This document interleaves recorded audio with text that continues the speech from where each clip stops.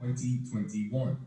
Although I do not know the exact date I wrote the letter, I do know that I wrote it and gave it to Brian before Brian and Gabby left Florida for New York, which was on June 2nd of 2021. Yeah, right. Brian and Gabby went from Florida to New York before they went out west. The purpose of the letter was to reach out to Brian while he and I were experiencing a difficult period in our relationship. Son being a murderer Brian did and not I help had their always had a relationship. very open and communicative relationship, and in the months prior to the trip, our relationship had become strained. Brian and I shared a love of stories, and some of the language in the letter was using similar phrases to describe the depth of a mother's love. The two books that come to mind are The Runaway Bunny and Little Bear. In addition, Gabby had given Brian a book called Burn After Writing, which Why does she have to bring Gabby into this? which the reader responds by writing their answers on the page. The back of the book instructs the reader. You know when somebody's lying and they describe too much? Destroy by burn after writing. The bottom of the back cover says, write, burn, repeat. Brian, Gabby, and I often joked about this book and the importance of being able to express yourself. There's also something to be said about knowing when to keep your mouth shut. Your thoughts or feelings, and the book offered the perfect solution by telling you to burn it. This is where my message to Brian that's so convenient. And I wrote on the cover of the letter for Brian to burn after reading. In short, I was trying to connect with Brian and repair our relationship as he was planning to leave home. And I hoped this letter would remind him how much I loved him. There were some other phrases that I used in the letter which are not found in the books I shared with Brian as a child.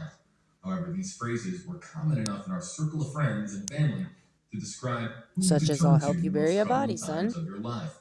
While I used words that seemed to have a connection with Brian's actions and his taking she's covering up because the letter is going to come out. Events that unfolded months later between Brian and Gabby would reflect the words in my letter.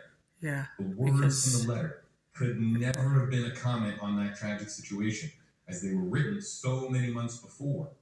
My words to Brian were meant to convey my love and support for my son through a lighthearted and quirky reminder that my love for him was not diminished and could not be shaken by the miles of separation we would soon be faced with. Although oh my gosh. The words are being quoted by others as having a connection to this case, all of the words taken together and in the context of the reason the letter was written show that there is no connection. In addition, there has been some speculation that this letter was in Brian's possession or in his backpack when he died, insinuating that I gave it to him as he left my home on September 13th, 2021. But that is not true, because the FBI had the letter in their possession and questioned members of my family about it prior to October 20th, 2021, when my husband and I found Brian's remains in the reserve. I repeat that the letter I wrote to Brian before he left with Gabby for their fateful trip was nothing more than a private communication between myself and my son. And I never, no matter what it says, would read it. In some way, I did not want anyone else to read it, as I know it is not the type of letter a mother writes to her adult son. And I did not want to embarrass Brian. Oh my that is why I wrote burn after reading on the envelope.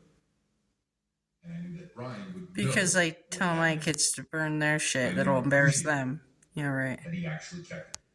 Signed, Roberta Laundrie, State of Florida, County, Sarasota. Hopefully everybody can see that. She seems so full of shit. Roberta stating